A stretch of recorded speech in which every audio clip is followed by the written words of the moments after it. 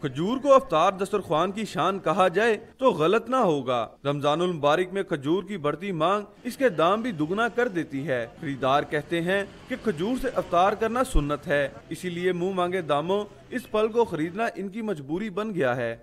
اگر اب ہم اس منڈی کا دیکھیں اندازہ کریں، کوئی بھی بندہ اس سننے سے کوئی فائدہ نہیں اٹھائے گا، کیوں کہ کسی بندے کی بھی اس سننے سے پہنچنے کی طاقت نہیں رکھتا۔ گورنمنٹ کو چاہیے کہ رمضان میں کم از کم اس کا تو خیال رکھے، کم از کم 20 روپے پاؤ کھجور کر دے۔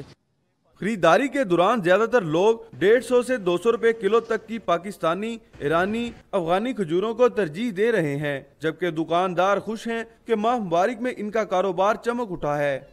گاہک دا کام میں چنگا سودا لانا اور رعایت پورا اللہ دی مہربانی رعایت بیچی دا، کوشش یہی ہوتی ہے جنہ ود گاہک لائیے انہیں بہتر ہے ساڈے واسطے بھی گاہک واسطے بھی۔